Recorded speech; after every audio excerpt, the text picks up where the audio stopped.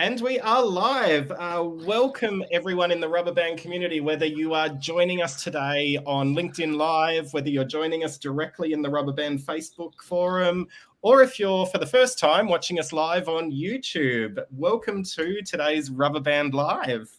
And a huge big welcome to Gemma, Shantel and Russell, our expert panel that are joining us today. Thank you so much for volunteering your time this afternoon. So on that note, and three of them, I just described them as three of the most beautiful people inside and out. So you'll come to learn that if you don't already know that today, audience out there. So really, what we'll do to start with, I'll get each of you to introduce yourself and have a little bit of a chat about the organisations that you represent, the company that you're all self-employed, which is really exciting. So we'll go around the room. Gemma, tell us a little bit about Workplace Edit and yourself. Thank you so much. I'm really excited to learn from this conversation as much as I am to contribute. I'm Gemma Saunders. I'm the founder of Workplace Edit. I work and play on the beautiful lands of the Wetherall people and would like to just acknowledge and pay my respects to elders past, present and emerging before we kick in to the conversation today. And yeah, my business is all about editing the workplace so that we don't have to ask people to edit themselves.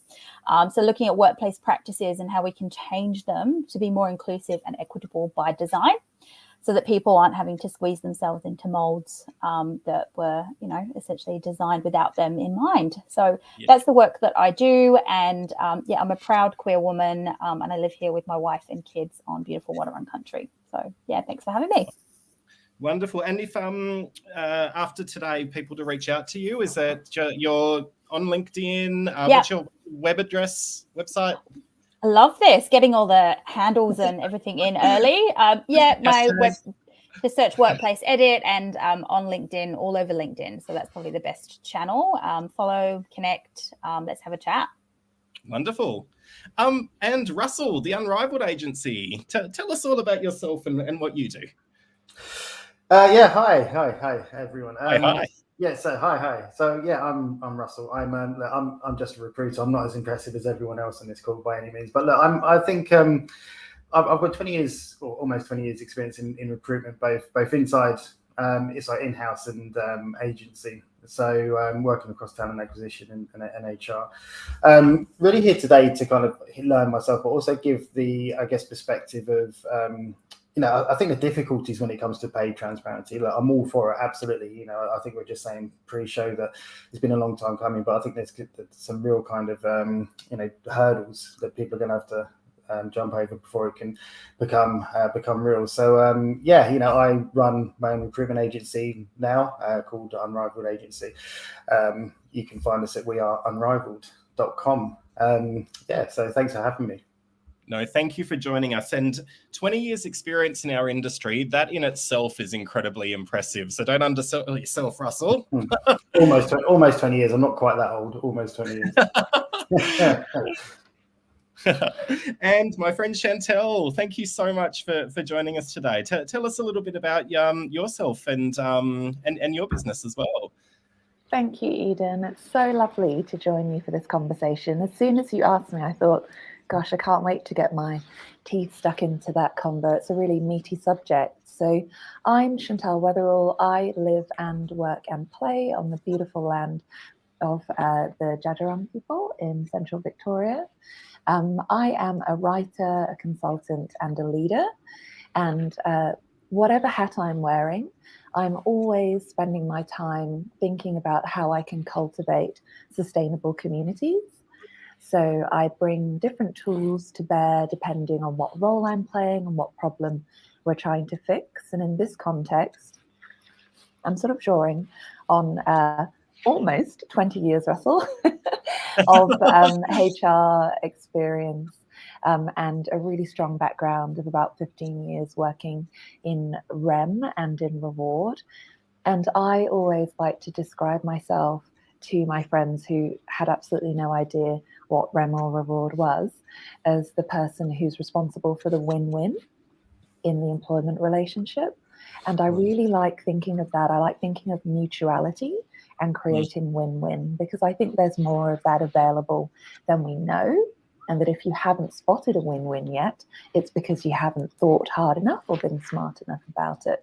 So if anyone wants to contact me, they can just email me at hey, very formal, at chantelwetherall.net. Wonderful. Thank you so much, Shantel. Well, look, today's title, Future-Proof Your Practice. Are you ready for full transparency? So I think let's start by going around the room and sort of talking about, what is the context in Australia? What does this actually mean? Why are we having this conversation and why are we having it now? Gemma, what are your thoughts? There's a few things to consider, I think, in terms of the state of play at the moment. I think from the conversations I've been having, we know that a couple of months ago that there was an amendment to the Workplace Gender Equality Act put forward, which was around pay transparency. So I think for anyone listening, you've got the message, particularly from a parliamentary perspective, that this is coming, that we are making changes. And that is from a gender pay perspective. And what that will mean in terms of the implications will be that around 40% of the workforce, their employers, will be required to report on gender gaps, on pay gaps. And so, if you're not already reporting on pay gaps in your organisation, that is likely to come. So there's some changes that are coming from a legislative perspective that you should be aware of. I want to just also acknowledge that reporting on pay gaps isn't full pay transparency, and hopefully we'll get into that conversation today. That is, I think it can be a really important motivator for organisations, but it is still sort of a lag data point in many ways. It shows that, this is where we're at now and that there is a gap. And also I think a couple of things to consider is that the language we use in Australia isn't always clear. We talk about equal pay and gender pay gaps almost interchangeably.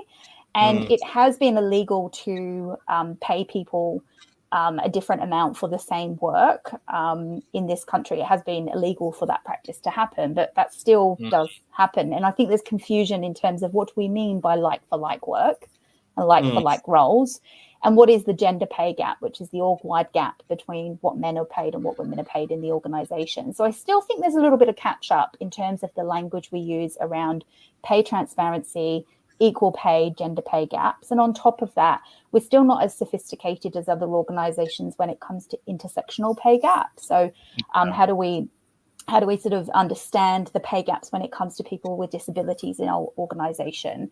And so there are some broader, we talk about gender, but we're also a little bit confused in the language we use. And then also there is an opportunity to go beyond just looking at gender, which is important, but isn't binary and isn't sort of the whole picture.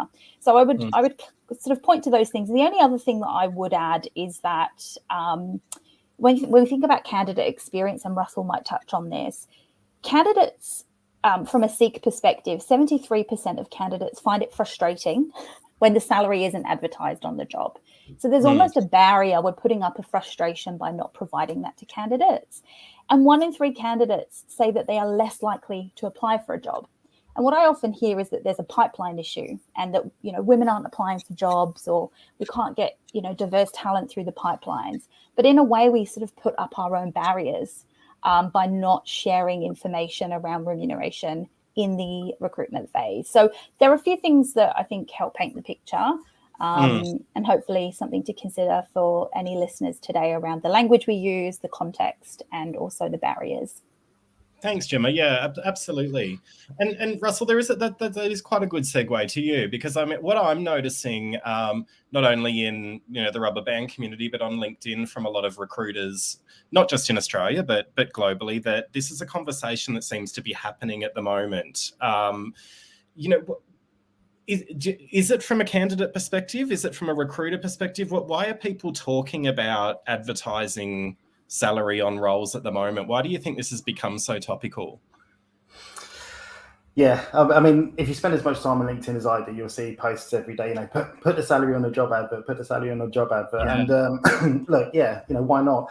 We should be, because we don't work for nothing, do we? It's probably the most important thing. Like, we all work for money, so it's important before we invest time and effort and emotional energy applying to a job that could be all worthless because it's not paying what what we need to live, or what we think, what we want to earn. So I think, I'm all for having salary on a job advert, and we're definitely going that way, aren't we? Like, the US, most states now is legislation that they have to put it on there. I mean, they're having teething problems with companies just putting 10,000 to 110,000 banding. So there's some people trying to kind of not doing the right thing, not playing by the in the spirit of the game, I guess you could say. But I think I think it's definitely going that way, and I think it won't be long until we have to put salaries on job adverts, and I think that's a good move. Now, I think that there are potential barriers and issues to this because I don't think a lot of companies, or anyway, a lot of companies that I have worked for or work with, and that's kind of that retail, fashion, and e-com space. I think, and a lot of other companies would be the same. I think the barriers they face is that there's going to be people inside these businesses getting paid different amounts for this. Let's call it the same job. So let's call it kind of an e-commerce manager. So if it's a large company, there could be 2 or 3 e-commerce managers, or buyers, or finance managers, and they're not necessarily being paid the same. Now, this isn't because that people want to do other people over, or doing it for the wrong reasons. It just so happens when somebody might have been in that business for 5 years and they haven't had much of a pay increase each year. Somebody might have just been recruited externally from a competitor. They might have had to overpay for that person to get them into the business because their competitor paid more than them. So there's lots of different reasons why there could be 3 people sitting on the same salary within this organisation. So this causes issues for this organisation now. So if they then start to advertise a position, saying, right, we're looking for a finance manager, salary 130 to 170, and there's somebody sitting there thinking, wait a minute, I'm getting paid 125, I'm getting paid 140, even 150, and thinking, why aren't I at that the upper echelons of this pay banding? And it's going to start, probably the businesses might view it as these uncomfortable conversations where they shouldn't be uncomfortable. These should just be open and honest conversations. So I think there's a lot of pre-work to do. I think companies have got a lot to do before this becomes reality. They've got to start really planning out, what are the pay bandings for each position. And most companies will have this, but not just the pay bandings, actually what justifies and quantifies where each person sits on this pay banding. Is it just experience? Is it time in role, or time in that, time in that type of position? Is it attached to, say, a 9-box grid, based on performance? Or, do they have a mixture of both of those, or is it just experience in the role, and then there's bonuses attached to performance rather than just basic salary? So I think there's a lot for companies to kind of consider, and I think a lot of companies are going to find it hard to get up to speed when this happens. But look, it's all positive, it's all for a good reason. Absolutely. And Russell, there are so many things that you've just covered off there that I want to dive into. I probably just took it off too far, didn't I? Sorry. Because it is. I think what you've really highlighted is the complexity there. But I think one of the things that I find interesting, just before I ask the same question to Shantel, is we're not necessarily going from ground zero. I mean, there are industries that do have pay transparency. I've worked in higher education, and it was incredibly transparent. It was on every job ad, and you even knew what the people, as they were developing within the organisation, and if they had been there for a number of years, you would know what those increases were going to look like every year. So I think there are some sectors that have historically had pay transparency where this isn't going to be an issue for. They're not going to have the complexity when this becomes a reality because they're already doing it. So it is that adds even more complexity, I suppose, because it is a little bit of a mixed bag in terms of industry sectors and what it looks like in different areas. Shantel, we kind of workshopped this title together in terms of, future-proof your practice. Are you ready for full transparency? What does this mean to you? Why do you think this is important? And what is the kind of context for this in Australia from your perspective? Thanks, Eden. Such good points from Gemma and Russell there. So from my perspective, as somebody with a pretty deep technical REM background, I am a very practical soul, as you know, having worked with me. And so this sort of topic of equity gets me really fired up from a values point of view. But I like the way that you phrase the title, because We aren't getting stuck on should we do this or not. I think you can should yourself to death, right? My focus instead as a practitioner is on what's going on, why it's happening, and how we get up to speed, because that's what I've spent 20 years doing for organizations, not kind of umming and ahhing and wringing our hands about why, what do we have to do this, but just going, we've sussed it. The trends are going in this direction. The prevailing values of the community are moving in this direction. How do we keep up? And that's the sort of conversation and work as a practitioner that excites me. Yeah. And I think it's what gets all of us out of bed in the morning, right? It's where you can have a real impact. I know that I would never want to consider myself a minimum compliance practitioner. That's not what I target. I don't want to work with minimum compliance partners or clients. And I don't want to work for a minimum compliance organization. And I don't think that I'm unique in that. And so I think this is a hot topic in our sector, because our sector is overwhelmingly made up of a bunch of people who care a heck of a lot about doing a good job and care a heck of a lot about creating a positive experience of work where they can. And they're seeing a fantastic opportunity to do that in this space. So there's heaps going on in Australia. As Gemma mentioned, we've had some legislative changes here. That comes hot off the heels of our gender pay gap increasing in the last 6 months significantly, taking us over that 14%. Why is that relevant? Well, it's relevant because we've had WGEA reporting for organisations over 100 for years now.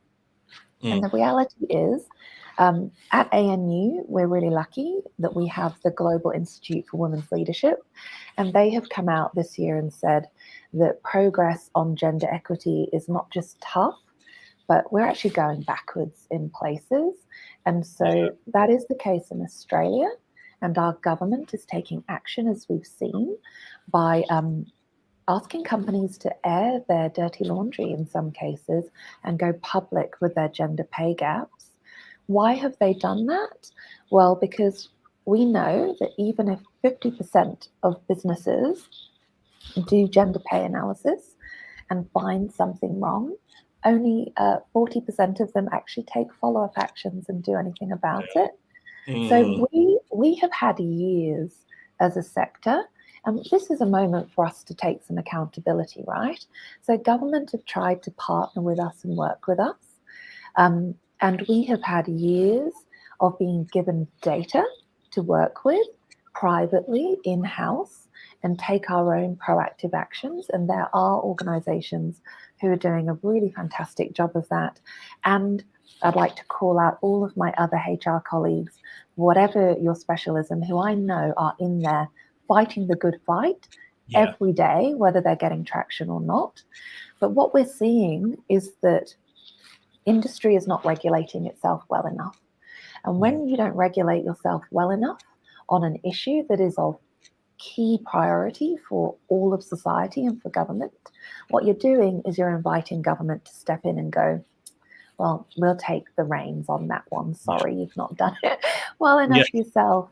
And that is the position that we find ourselves in Australia, with, I think, the first warning shot across the bow from government to say, the situation is not good enough. You are not regulating yourselves well enough. We are willing and going to act. And then we're looking out at the world, and we can get into this more in a second, and our peers in Europe and in the US are taking much more far-reaching action. And in some cases, those territories have less of a gender pay gap than us, and they're taking much more forceful action than we are.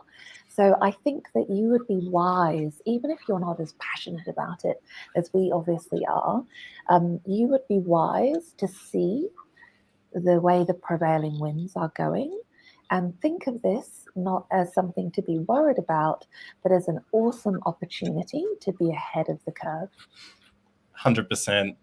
Thank you so much, Shantel, and thank you to all three of you. I think I agree with everything that's been covered off, and likewise, I'm incredibly passionate about this. So this is wonderful. Now, I know everyone who is joining today is also very passionate about this topic. So please, any questions that you have for Gemma, Shantel, and Russell, just pop them into the box. We all have access and can view your comments. If you'd like to remain anonymous, just pop that in as well, and we won't call out your name. But look, I think what I've got from that is we're trending in that direction, okay, and we're trending in the direction of pay transparency for a positive reason. There is something backing it up, but I want to just cover off the why and go around the room in terms of why we aren't already there now. Why can't we just flick the switch and say, hey, this needs to happen? Why are we in a position today where that is not the reality? And why do we actually need to prioritize how we do this? So, Gemma, what do you think? Why don't companies advertise salary, and why do companies keep that remuneration data quite tightly held? Why are we in this current situation? I think that there's a discomfort with some of the reality around what has prompted the decisions that we've made. So Russell highlighted some of the realities before. All of a sudden you're in the talent type market. You're willing to offer something different in terms of a salary in order to get that person across the line. Next thing, you've got someone who's internal. You can see their current salary. You think, oh, well, we won't pay them the same as market because, maybe that's too much of a jump. And you've got these sort of informal decision-making practices that sometimes are part of a more formal practice, right? And what that leads to is some unintended inequities, if we're going to be kind about it and say that it's not based on us deliberately saying we want a 20% pay gap, but it's us saying in the moment that we are in with the short-term thinking that we've got and these priorities, we're going to make a decision with that context in mind. And we're not thinking about the unintended consequences or the inequities that creates. We're working within the context of right now and what we need. And I think that the roll-up of that is that we have to have some hard conversations with ourselves and say, things like who benefits the most from the current ways of working. And I love what Shantel was saying before around the win-win and how do we think about that from a mutual perspective? Who benefits most from our current pay practices and who loses out? And I think some of these questions around the beneficiaries, if we think about even in Australia, the average CEO in Australia is paid 132 times higher than the average salary. That from a listed company perspective, right? Yeah. Now, most of us can see that because in the annual reports, we can see what a CEO is paid, particularly from listed businesses. And we might be able to see that in the enterprise agreements that the sort of the average call center person is paid X, Y, or Z. We don't necessarily see anything sort of in the middle of organizations. And so there's an uncomfortability, I think, with who are the current beneficiaries of our pay secrecy practices or lack of transparency. I mean, we don't label what we have right now, but I mean, I would label it as pay secrecy if we want to call it that. And who's benefiting most from that? And it's uncomfortable to say that when we look at some of the data from the US where they have got those intersectional reports, a Latino woman has to work twice as much to make up the same as a white man. It's a 57%. So she has to work 2 years to almost get 1 year's worth of salary. So that's uncomfortable to know. But when we know better, we can do better if we're willing to. And I think, as Shantel put it earlier, if we don't govern ourselves, then it will come. And that was a really, really great point around self-governance. We've not jumped. We've not. So it was a long-winded way of saying, let's ask ourselves who are the current beneficiaries of our practices and how do we actually take a step further and get through those uncomfortable conversations and say, if we know what it is, we can at least close those gaps.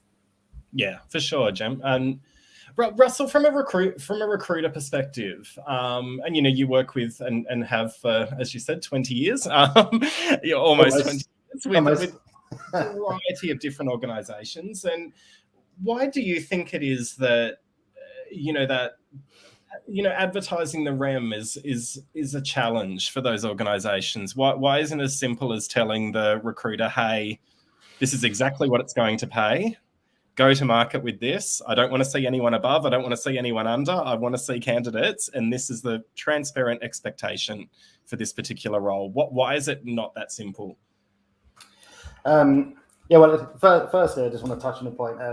I love the term, salary secrecy, and that's exactly what it is at the moment. And I think just, what Gemma said about looking at it at the view of, who's gaining from all of this. And, it's definitely not your kind of average Joe or Jane or whoever working in middle management, is it?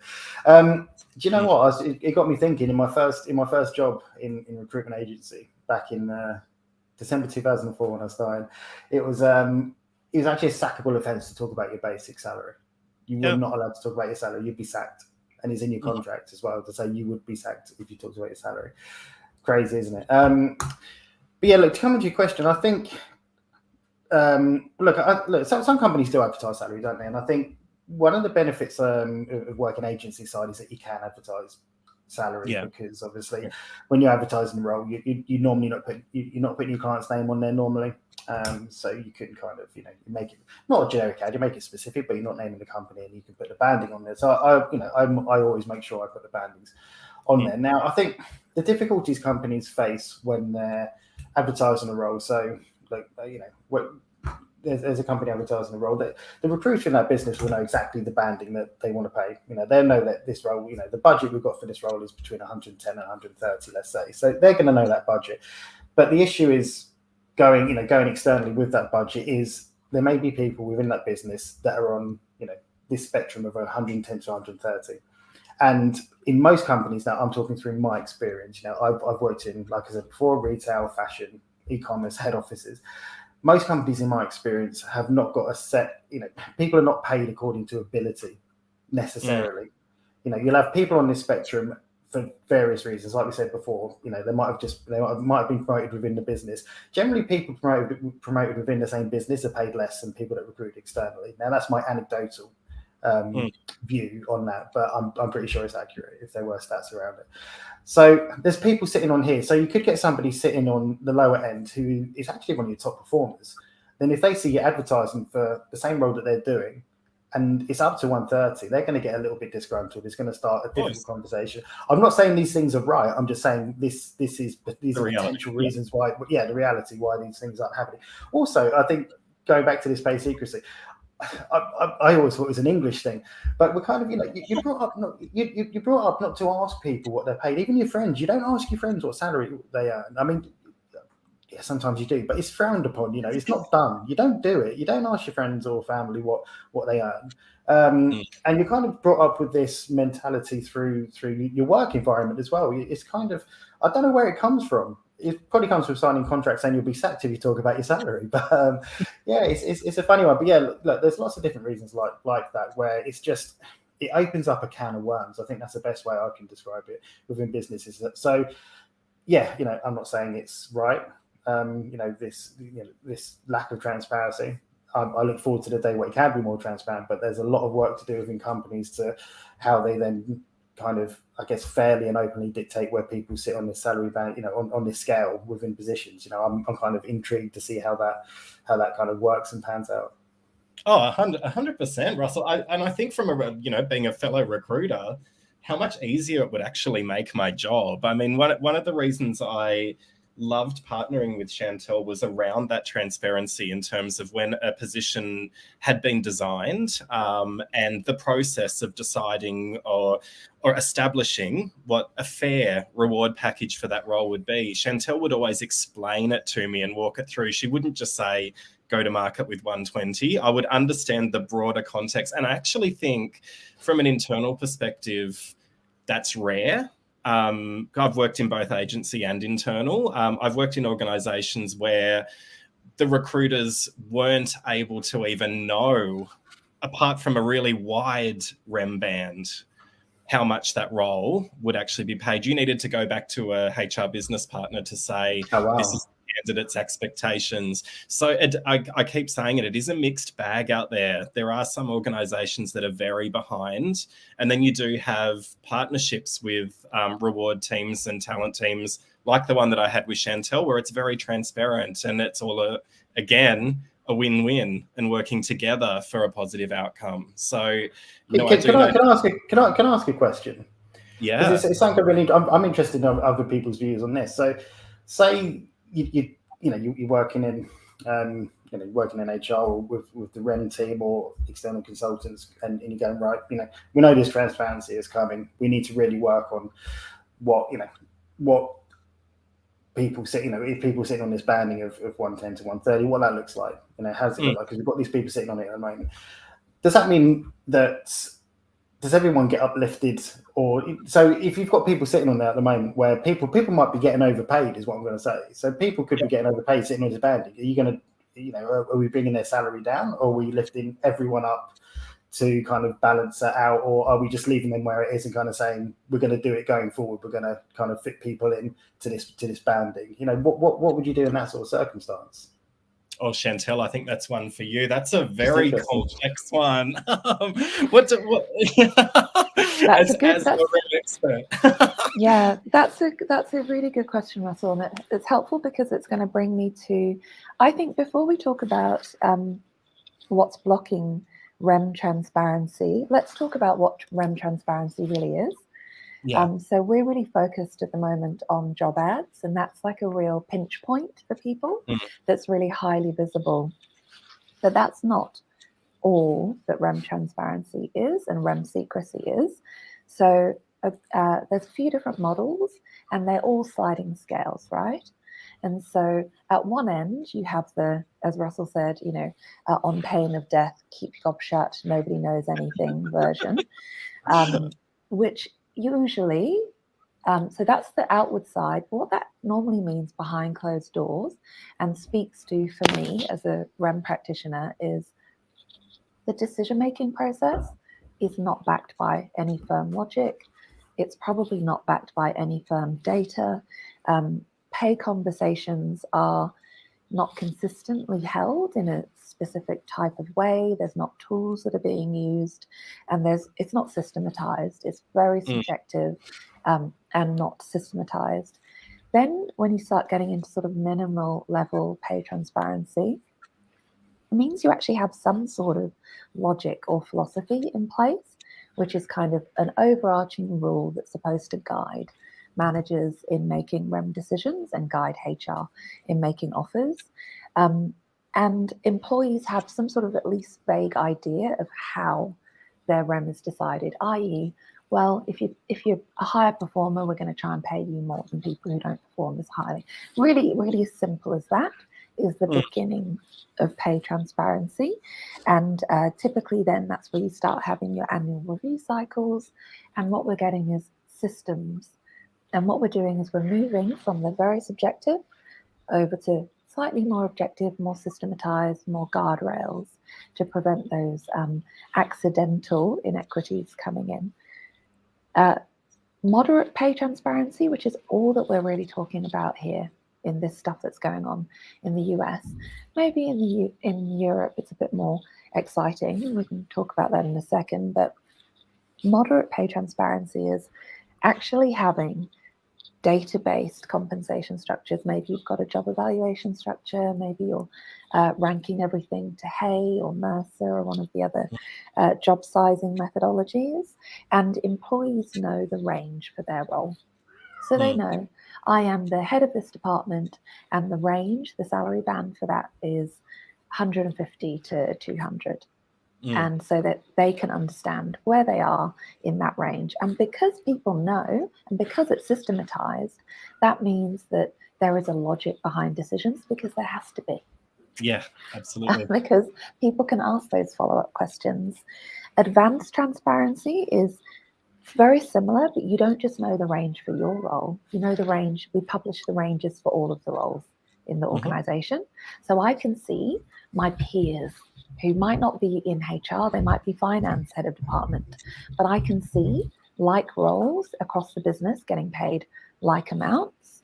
And that's where you start to also introduce things like career pathing, because as much as this comes up with challenges, it also gives us huge opportunities, because you're starting to create cohorts. Oh, that job's about the same size in HR as that job in finance, and that job over here in sales.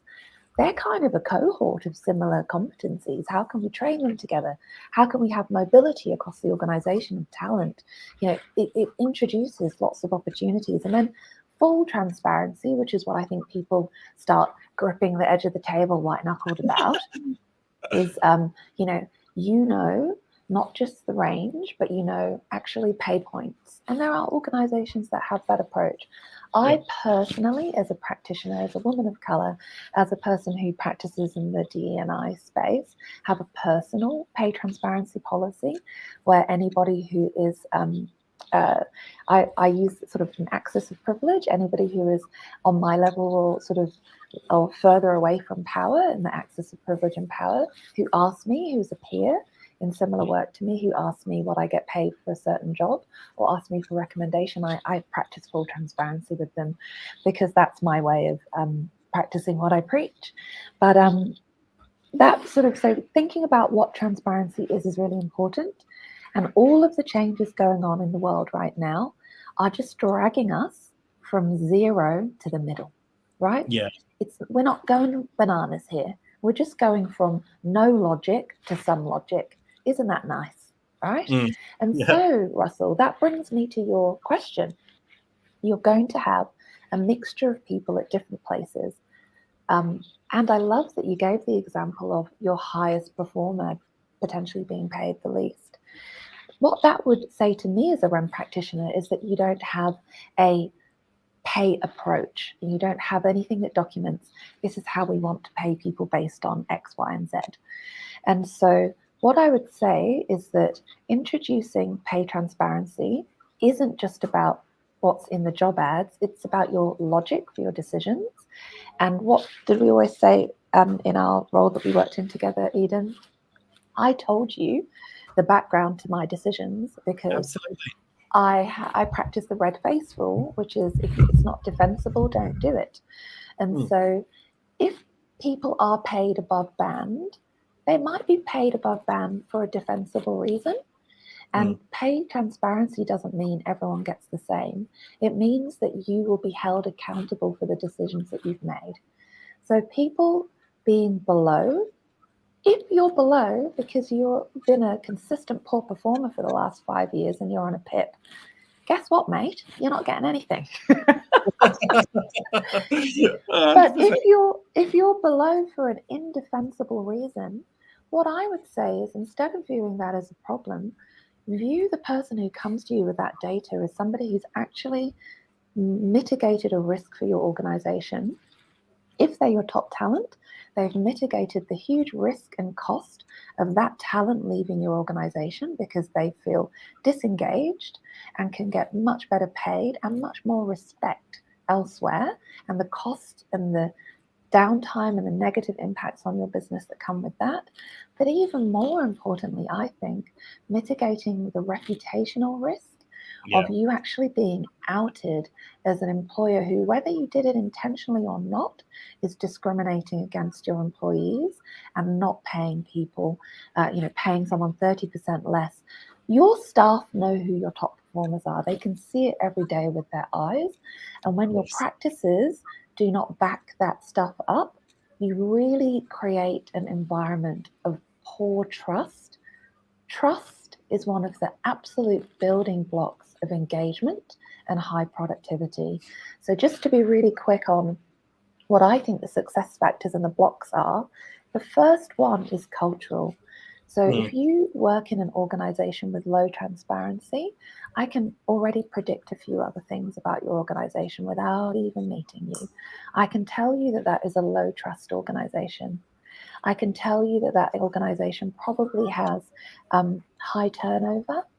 I can tell you that that organization probably has low engagement.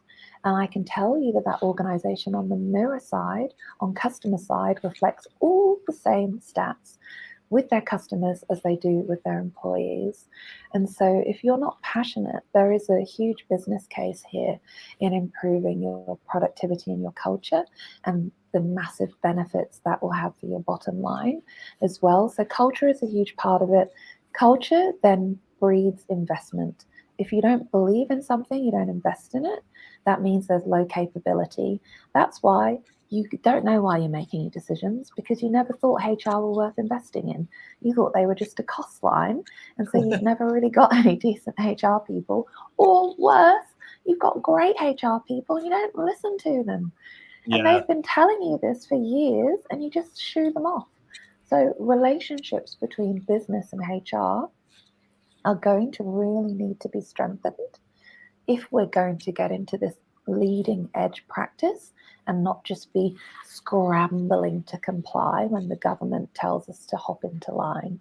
So these are kind of things that might be a little bit, sound more esoteric for a REM person. You know, my sword and my shield is like a spreadsheet in a database. But these are the precursors that create the environment. I can produce the best reporting for you. But if we have a poor culture of a lack of trust, and if we have poor relationships, so the business don't listen to HR, my wonderful work will be falling on deaf ears anyway. And so, yeah, I would say that those are some real important precursors. And I would also say that when we look at our staff who are on contracts, we probably want to take the opportunity to review everyone, including our award staff. Because we've got a question about that coming up. Actually, I noticed someone in the chat has put that up, so we might go into that in a moment. Shan, sorry, absolutely. No, but just to close that point really quickly, because if you've been perpetually underinvesting in HR, not listening to HR, and not having really good rationale, and probably not good HR systems or payroll systems, I think you probably, when you look at it, going to have problems in your award interpretations as well. That's just a guess from 20 years of experience. And so look at it holistically. Take the opportunity to look at things holistically. And Russell, yes, bring some people up. Never bring anyone down, but maybe you red circle them and freeze them from further increases. But definitely across the board, have some difficult conversations, important conversations. 100%. What I really love that came out of this conversation, of that one particular question, particularly from Gemma, Shantel and Russell there, is, you know, rather than looking at what challenges this is going to bring, what I loved is looking at the opportunities that it's going to bring. The positivity that this will bring for career pathways, for engagement, retention, for culture, and of course, like, we know all of those, that's going to then lift capability and productivity and the success of the organization. So looking at what opportunity this can bring is a far more powerful conversation to be having with the business as a HR practitioner than it is to say, these are all the challenges we're going to face should this come up. So, you know, a lot of it is mindset, is actually looking at, hey, we are going to solve some wonderful problems. We are going to present some wonderful opportunity by exploring this even now, by kicking this off and seeing how we can start to bring this to life. I think that's really wonderful. Now we had quite a few questions come through, so I'm going to bring one up because I think this is a really timely question given what we faced in 2022, particularly in the tech sector, where we had supply and demand, right? We didn't have enough engineering talent to meet the demand. So we saw an increase in contractors, and we also saw a skyrocketing expectation in terms of RAM. Now, that's something that was, I guess, market-driven, supply and demand. I'm interested to know, in terms of transparency for contractors. So our Facebook user, I recruit contractors solely for what they call an asset-light business. Is there more or less transparency for contractors? I'm coming across a few deals that are very different for the same role and contractors. So there isn't consistency across businesses. What do you think, Gemma, in terms of workforce? If every workforce is made up of permanent staff and temporary staff. What does this mean? I like how Shantel, was the first time I've heard this phrase before, but I loved how you put before, you're not a minimum compliance person. And I think when you think about pay transparency, it is important to think about how that applies to your total workforce. Now, that might mean that you prioritize your REM practices and philosophies and your maturity in your permanent workforce, and then your casual, and then your contractors, or you consider the sequencing or phasing, or your mechanisms might be different. But I think you will only be on catch up if you do not consider a total workforce view. And it's really natural sometimes for us in HR to consider the employee workforce only, and to not think about contractors, and to think, well, that will be sorted by someone else. But I do think that, considering what that looks like is important. I don't have a direct answer for the question. The only thing that I would say, and again, this is inspired by what Shantel said earlier, is around contractors have a little bit less of the, to Russell's point, oh crap, I can't say anything. Sometimes we do have a bit more control in terms of our own agency, in saying, I'm paid this, and looking at your privilege and power axis. I love that. I think saying to other contractors, hey, I'm on $1,500 a day, what do you want? That's more likely to occur. And so from my perspective, with the people that I work with, at least, is that we share that information more freely than when you see people in an employee base. So I think just knowing the sort of attitudes of contractors and sharing that information, it's probably going to happen. And so sort of having a little bit of a philosophy. And I have seen quite strict sort of job families and bandings, even within contractor and contingent workforce models. So it does exist. It's just how much you're using it, I think, depends from organisation to organisation. Absolutely. Russell, I imagine in your sector there would be quite a high need for contingent workforce.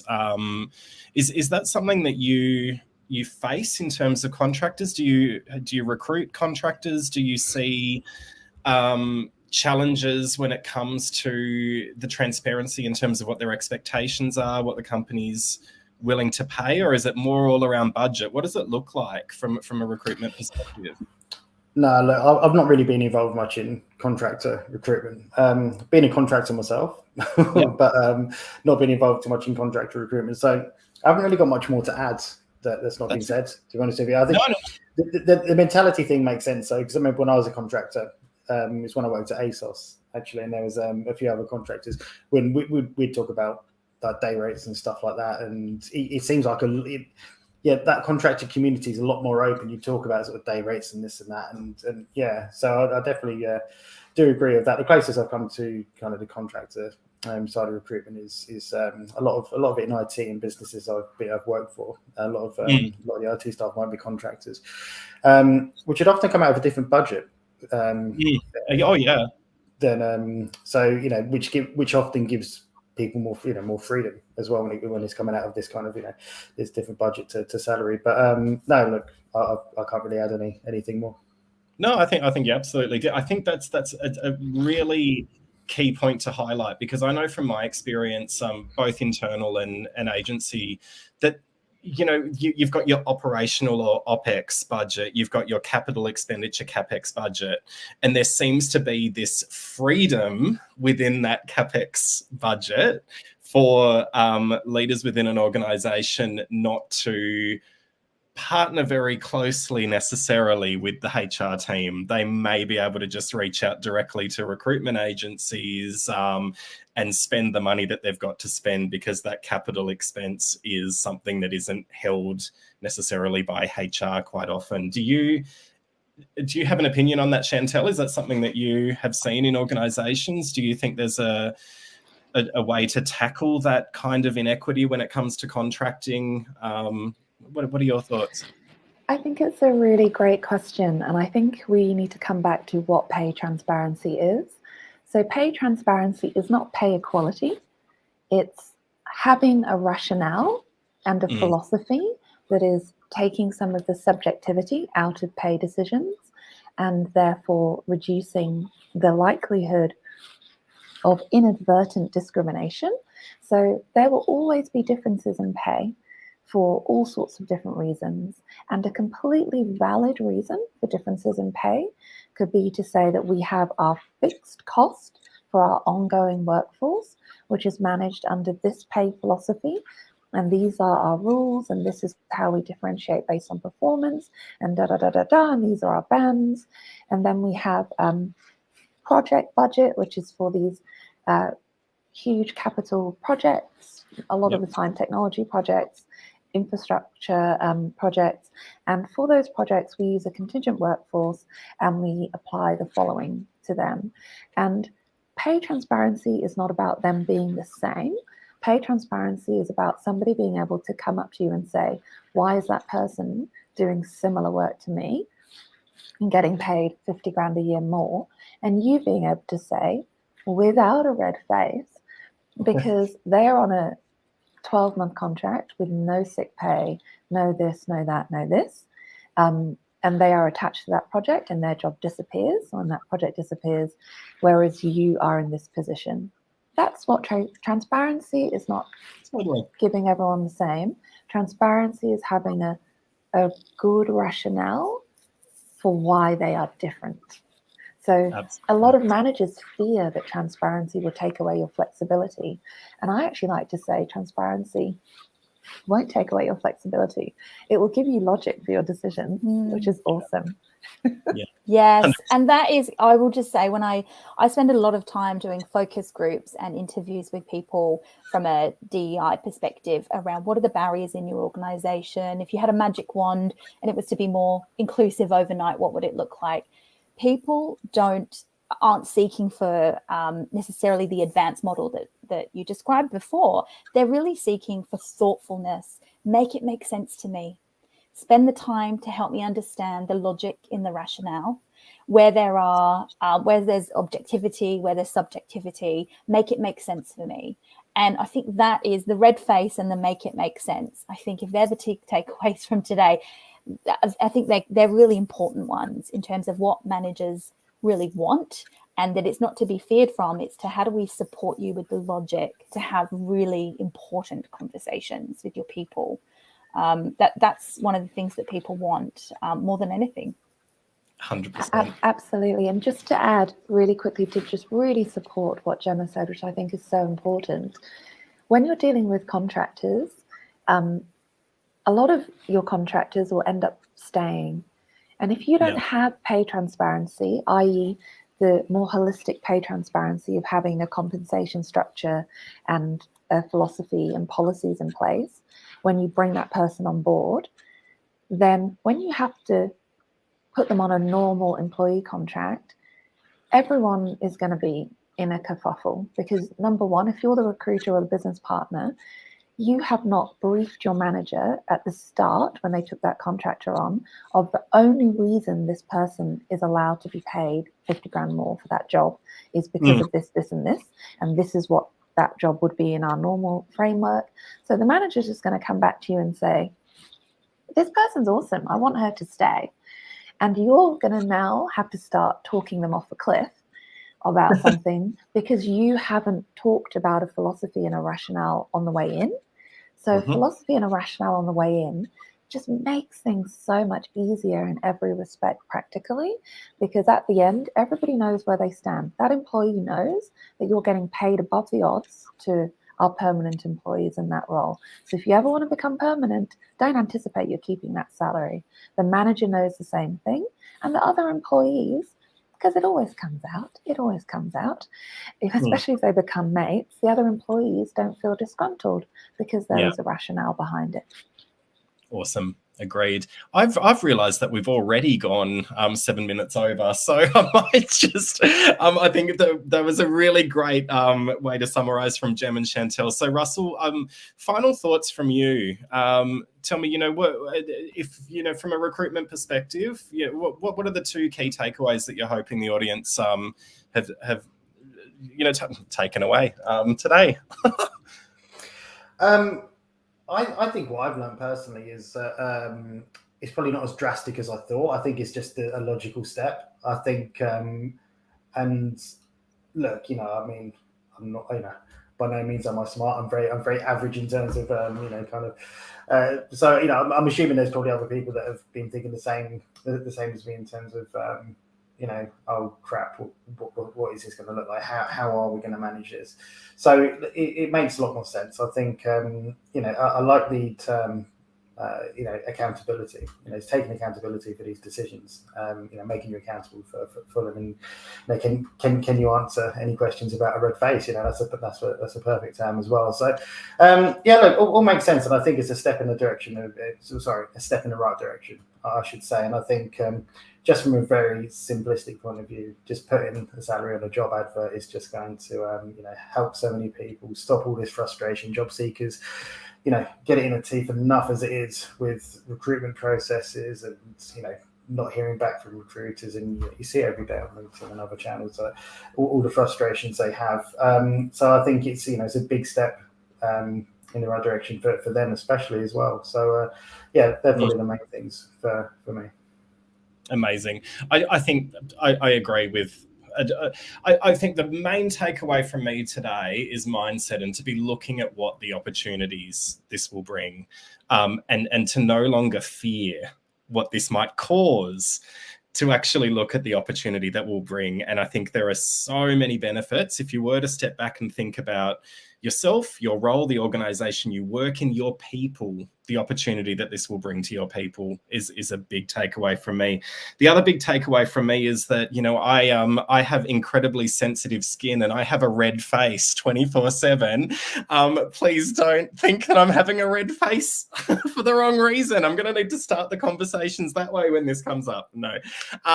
So look, I want to thank Gemma, Shantel and Russell. I think this was just such a great conversation. I think we could have probably half a dozen more of these and still continue and still have a very engaged and fascinated audience, because it is such a incredibly, I started this today to say complex, but I think it's an incredible opportunity for advancement, and for us to really lift and change the cultures of the organization we work in, and for so many different reasons that we've covered off today. So thank you to the three of you for joining us today.